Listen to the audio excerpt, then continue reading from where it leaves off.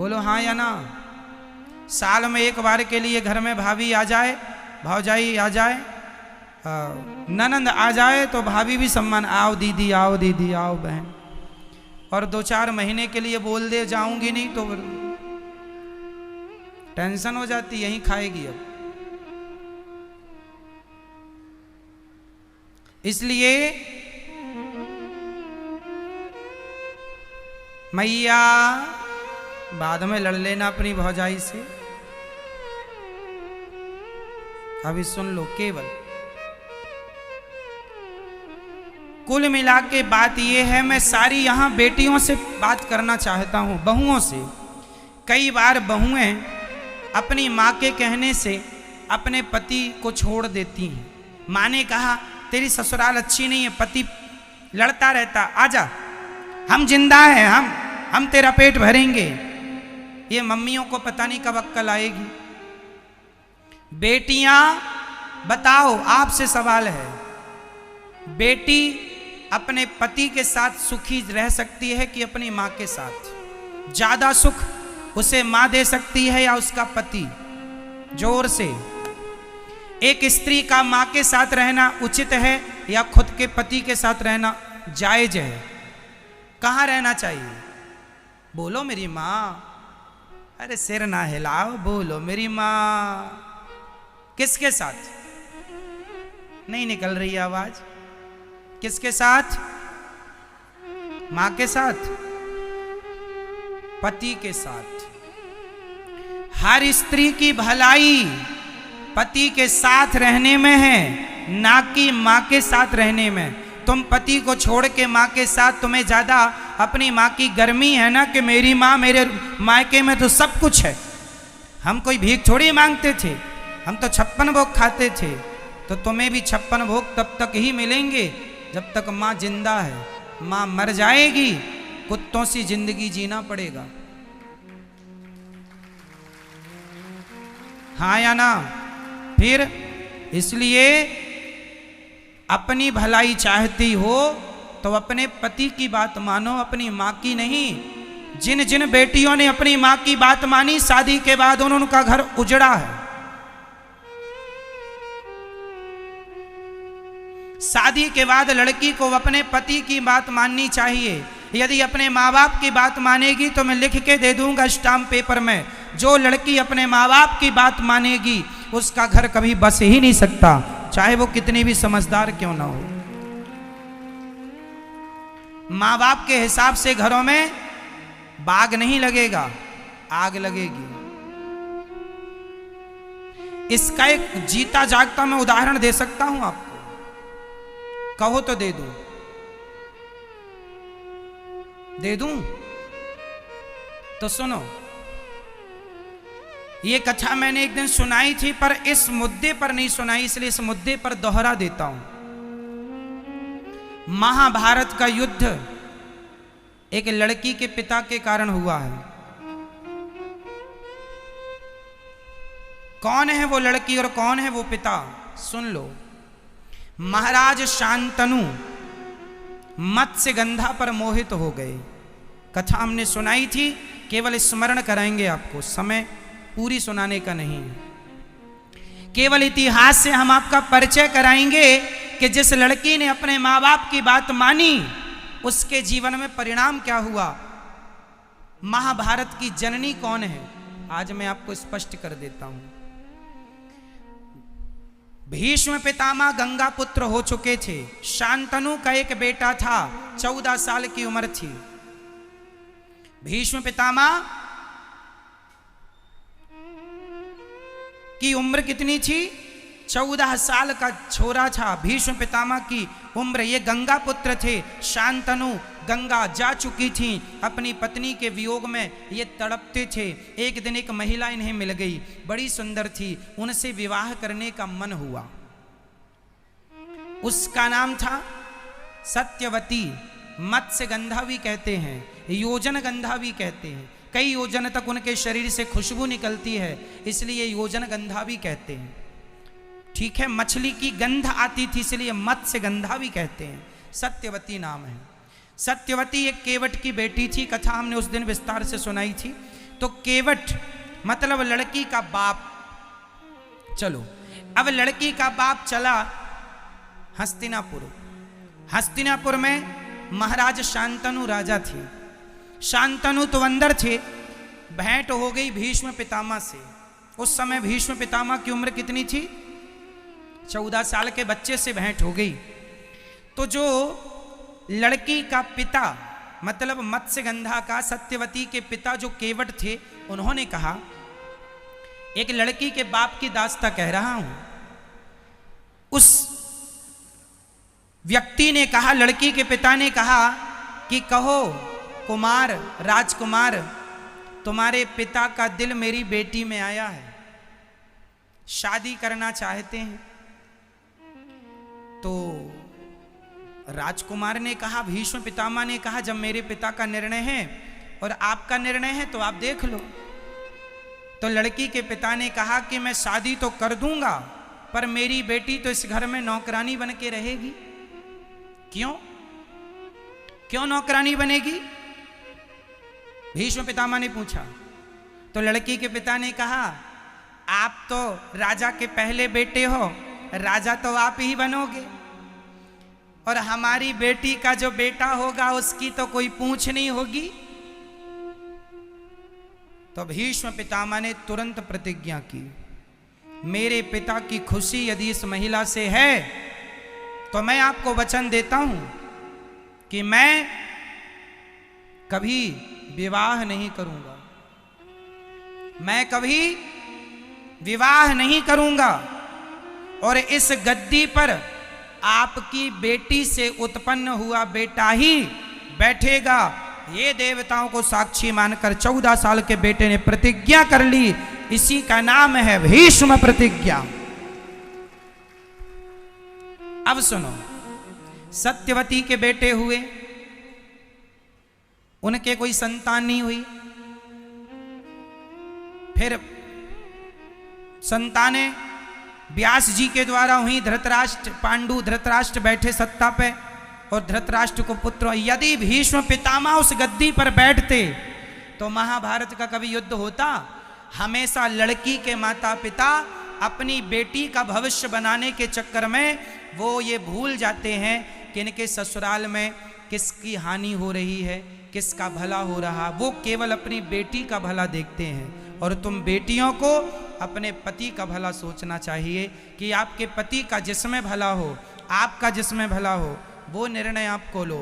क्योंकि ससुराल पक्ष जो मायका पक्ष होता है वो हमेशा एक ही तरफ से वो निर्णय देंगे जिसमें केवल आपकी भलाई है।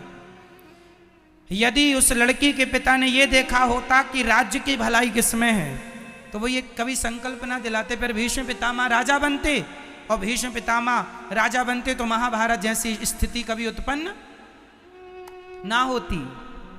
केवल यही बात समझाना है आपको कि शादी के बाद मेरी बहनों, मेरी बेटियों, हाथ जोड़ के कहता हूं, हाँ, यदि ससुराल में आप पर कोई अत्याचार हो रहा है तो आपके माँ बाप का बोलना जायज है, उचित है, पर बात बात में उंगली करना जायज नहीं है। छोटी छोटी बातों में भी माँ बाप उंगली करें, इससे रिश्ते टूट जाएंगे, खत्म हो जाएंगे। 100 में से 95 रिश्ते माँ की गलती से, लड़की की माँ की गलती से टूटते। इसलिए अपने पति, यदि तुम्हारा पति गलत रास्ते पर है, चलो एक और उदाहरण देता हूं। यदि आपका पति किसी और महिला के चक्कर में पड़ गया तो आप क्या करेंगी? भगवान करे कि आपके साथ ऐसा कभी ना हो, पर यदि हुआ तो आप क्या करेंगे? यदि आपको पता चल गया कि मेरा पति तो किसी दूसरी महिला के चक्कर में है, उससे बात करता है, उसके संग उठता बैठता है, जब आपको पता चलेगा आप क्या करती हैं? आप सबसे बड़ी गलती करती हैं। आप सबसे बड़ी गलती ये करती हैं कि जब आपको पता चलता है कि आपके पति का किसी महिला से चक्कर है तो आप तुरंत अपना सामान बांधती हैं और अपने मायके चली जाती हैं। अपनी माँ से बताती हैं। क्या होगा? माँ समस्या का समाधान नहीं कर सकती। तुम्हारा पति है, रास्ता भटक गया है तो तुम पत्नी का, तुम्हारा धर्म है कि उसे सही रास्ते पर लाना है। तुम चली जाओगी तो वो तो और आजाद हो जाएगा। इसलिए उस समय तुम्हें अपनी माँ के पास नहीं, अपने पति के पास रहना है और उस महिला के पास जा करके उसे सबक सिखाना है। समझाओ प्यार से, बातों से माने तो बातें, कोर्ट कचहरी से माने तो वो, नहीं तो लातें कहाँ चली गई। ठीक है मेरी माँ, तो आपके रिश्तों में कभी ऐसी आग लगे तो आपको क्या निर्णय लेना चाहिए? क्या हमेशा अपने पति को बचाएंगी आप, और यदि पत्नी किसी पुरुष के चक्कर में पड़ जाए तो पति उससे बचाए। पति और पत्नी एक दूसरे के रक्षक हैं, एक दूसरे की क्या है, क्या है, क्या है मेरी माँ? पूरक, रक्षक। इसलिए कभी आपका पति एक तो रास्ता ना भटके, यही अच्छा है, पर रास्ता भटके तो आप तुरंत अपने पति कुछ भी कहे पर आपको उस महिला को सबक सिखाना चाहिए।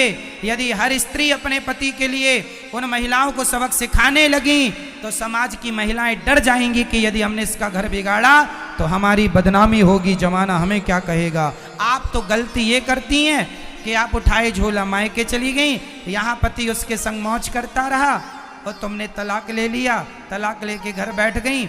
इससे तुम्हें क्या मिला?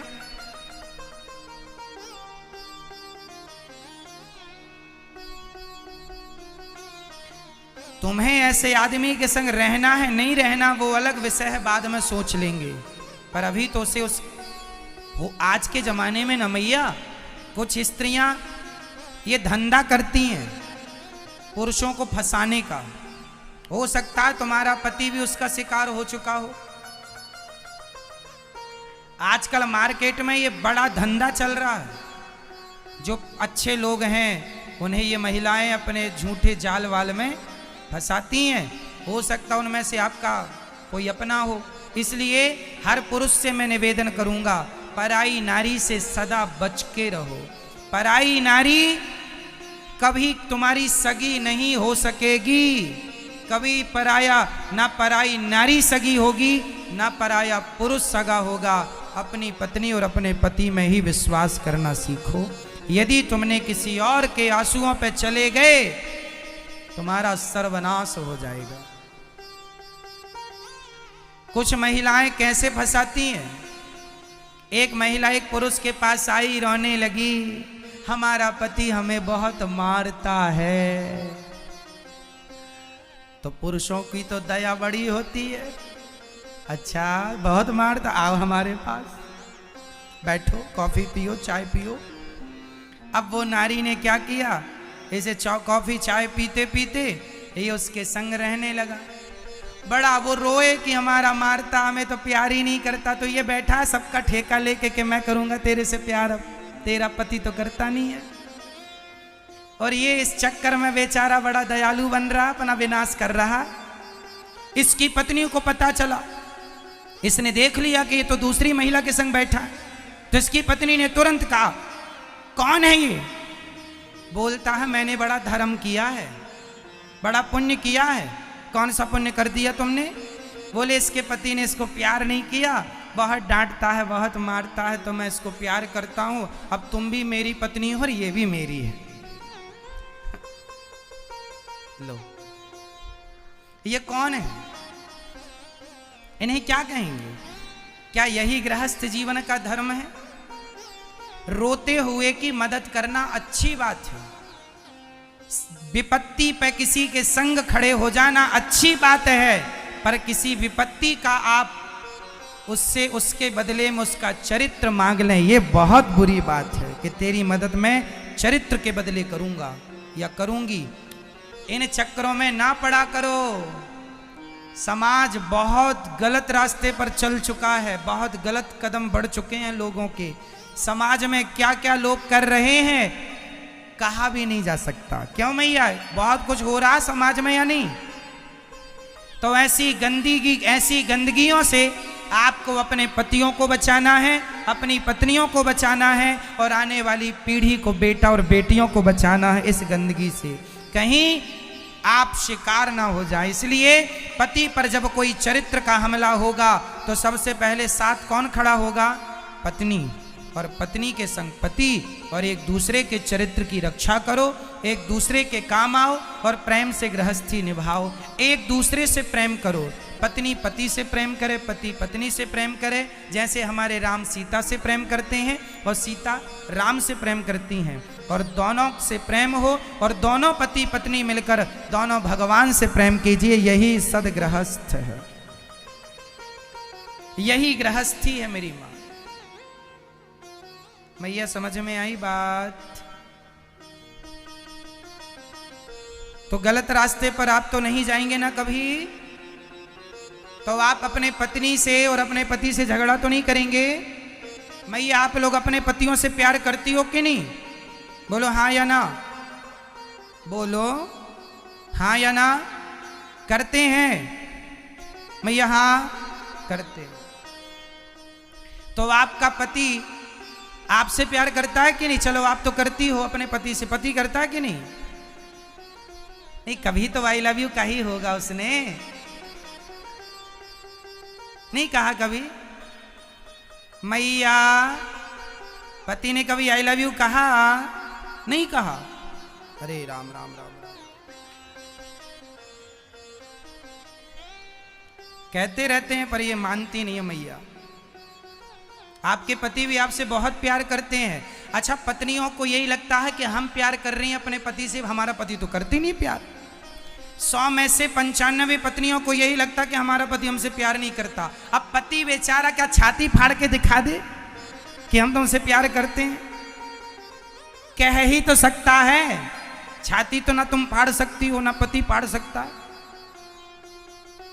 तो इसलिए मेरी माँ, यदि आपका पति आपसे प्यार करता है तो निश्चित जहां प्रेम अधिक होता है ना, यदि हम आपसे प्रेम करते हैं तो हम आपको डांट भी सकते हैं। बोलो हाँ या ना। हम आपसे प्रेम करेंगे तो हम आपको डांट भी सकते हैं, प्रेम नहीं करेंगे तो हम आपको नहीं डांट सकते। आपका पति आपको डांटा करे तो बात बात में गुस्सा ना हुआ करो कि डांटते रहते हैं। जहां प्रेम ज्यादा है, जिससे प्रेम करेगा उसी को डांटेगा, उसी को डांटता। आप भी डांट सकते हैं, वो भी डांट सकता है। यही गृहस्थी है। वो कुछ कहें तो तुम चुप रहा करो, तुम कुछ कहो तो वो चुप रहें। यही समझदारी है गृहस्थी की। और ऐसे से रिश्ते चलते हैं। आप जरा जरा सी बातों में झोला उठा के मायके चली गई, आप जरा जरा सी बातों में आपने बोलना। अच्छा, पति पत्नी में कितनी भी लड़ाई हो जाए पर आप लोग बोल चाल बंद मत करना, क्योंकि बोल चाल बंद होते ही सुलह के सारे दरवाजे बंद हो जाते हैं। सुलह के दरवाजे बंद हो गए क्योंकि बोल चाल बंद हो गया। कई पति पत्नी जरा सा लड़े, बोल चाल बंद, बोलेंगे नहीं, डे बोले चुप टाप। बोला करो, कितना भी लड़ाई झगड़ा हो पर बोलना। ना तो सास से बोलना बंद करना, ना पति से, ना किसी से। सारे रिश्तों को निभाना है और छोटी छोटी बातों में ध्यान नहीं देना। पति कुछ कह दे, कोई बात नहीं, कह दिया, गुस्से में कुछ हमने कह दिया, हमें आज गुस्सा था बहुत ज़्यादा, कोई काम को लेके कोई टेंशन थी, गुस्सा था, सारा गुस्सा पत्नी पे उड़ेल दिया। पत्नी को भी थोड़ा समझदार होना चाहिए, जरा जरा सी बात पे ना करे। आज गुस्सा, रोज तो गुस्सा नहीं करता, कभी तो प्यार भी करता होगा। तो बस इंतजार करो। हर समय सूर्य गर्म नहीं होता, शाम को ठंडा हो जाता है, सुबह भी ठंडा होता, बस दोपहर में गर्म रहता है। तो दोपहर में आप लोग भी सड़क में नहीं निकलते, घर में रहते हैं। तो जब पति गर्म है, माइंड गर्म है, खोपड़ी गर्म है, थोड़ा आप दूर रहो, अपने कमरे में घुसे रहो, वो जो करे करने दो, चिल्लाए चीखे जो करे, थोड़ा शांत होने दो माहौल, फिर तुम बात कर लेना। अब वो गर्म है, वो गालियां दे रहा और आपने भी शुरू कर दी, मैं जा रही हूं अच्छा मायके, रह लेना मेरे बिना। ऐसे में तो आग लगेगी, कभी बुझेगी नहीं। मैया हम गलत कह रहे हैं क्या मेरी माँ? नहीं, तो फिर आप करोगी ना, जो बात कह रहे हैं उसका पालन करोगी ना? ठीक है। तो पति कुछ बोलेंगे तो आप क्या करेंगी? डे बोले हम चुप ही टाप रहेंगे। चुप ही टाप रहना मेरी माँ। ये मैया से पूछो क्या रहेंगी ये? चुप ही टाप रहना मेरी माँ। और पतियों से प्रार्थना है कि नारियों का सम्मान किया करो। यदि आपकी पत्नी आपको परमेश्वर मानती है, भगवान मानती है, तो पुरुष का भी कर्तव्य है कि वो अपनी नारी को हमेशा लक्ष्मी मान के उसका सम्मान करे, देवी मान के उसका आदर करे, और कभी अपनी पत्नी के लिए अपशब्द ना कहे, उसे गालियां ना दे। ये पति की समझदारी है। हर पुरुष को चाहिए कि वो नारी जात का सम्मान करे। हर नारी को चाहिए पुरुष का आदर करे। बस प्यार दो, सम्मान दो और सम्मान लो। ठीक है मेरी माँ? चलो, तो भगवान गोपियों को समझाते हैं पति की सेवा करना है और पति के साथ रहना है सारी जिंदगी, खुश रहना है, प्रसन्न रहना है। रिश्तों की अहमियत को समझो, रिश्तों को निभाओ।